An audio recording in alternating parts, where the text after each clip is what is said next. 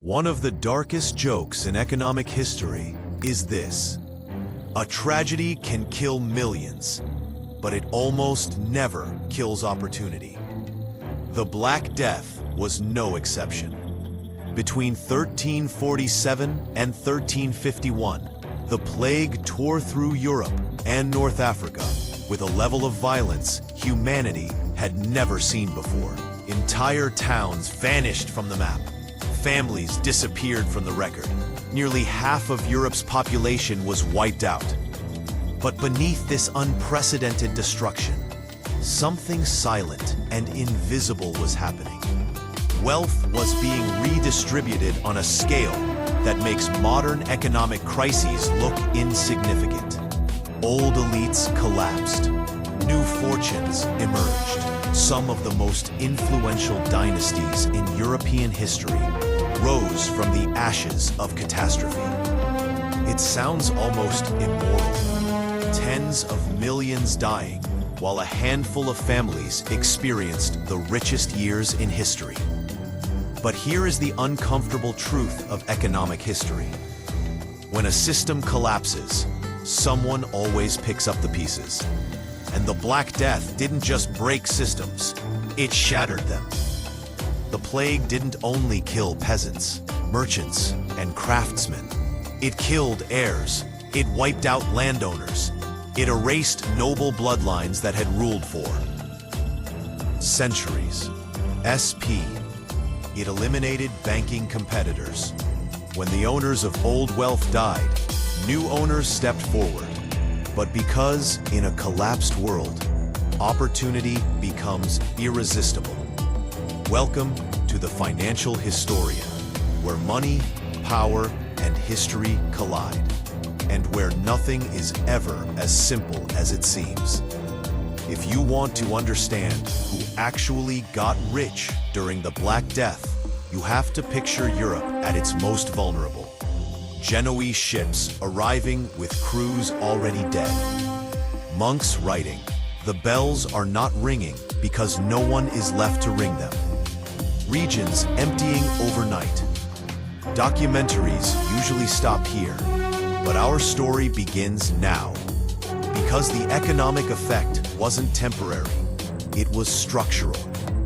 The plague didn't just take lives, it took hierarchy with it.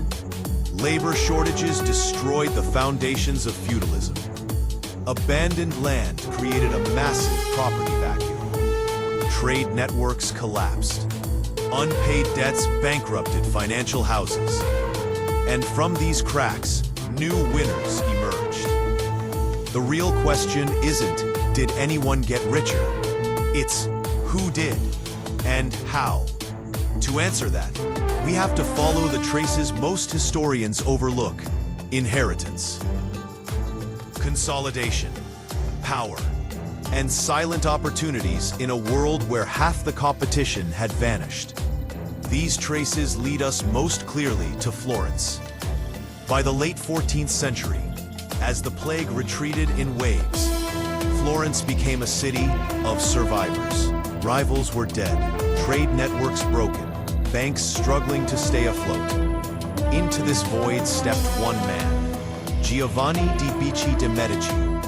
Not a noble, not a major banker, just a very intelligent man with perfect timing. In 1397, he founded the Medici Bank, right after the second wave of plague devastated Florence's financial world. Many of the city's traditional banking families had lost heirs, partners, even entire branches. Once powerful houses like the Bardi and Peruzzi were collapsing. Giovanni filled the gap.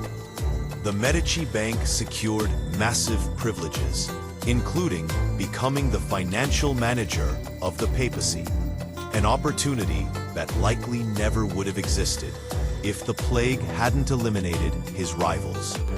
The demographic collapse didn't just remove competition in banking.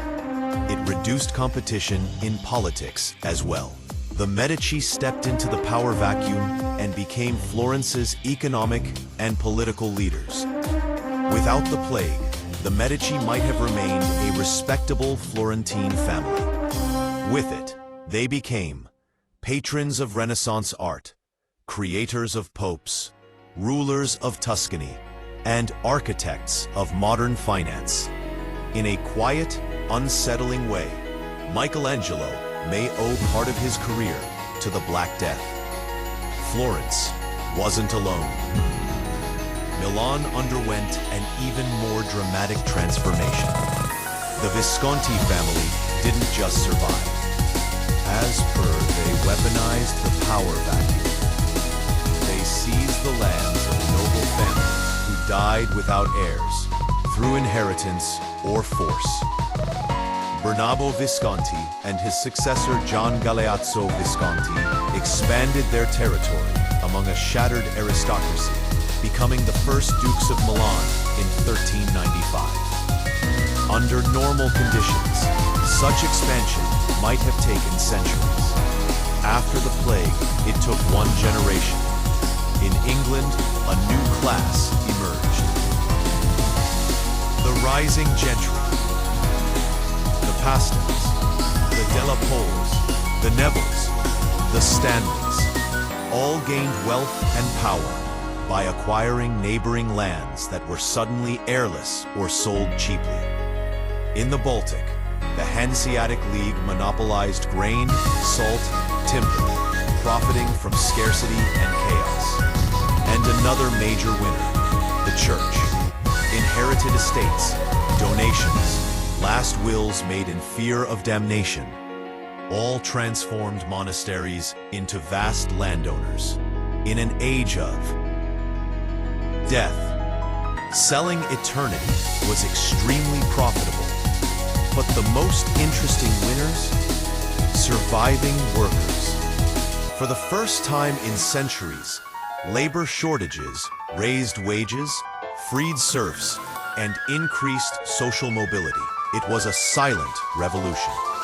And here is the great lesson. Wealth doesn't disappear in disasters. It changes hands. In 2008, during COVID-19, in the Middle Ages, the mechanism is the same. Those with liquidity win. Those with connections win. Those who adapt win. The Black Death didn't just kill Europeans. It reshaped the distribution of wealth and power. It prepared the ground for the Renaissance. It transformed English politics. It redefined banking. The pandemic that was believed to have ended the world actually created a new one. History is not comforting, but it is instructive.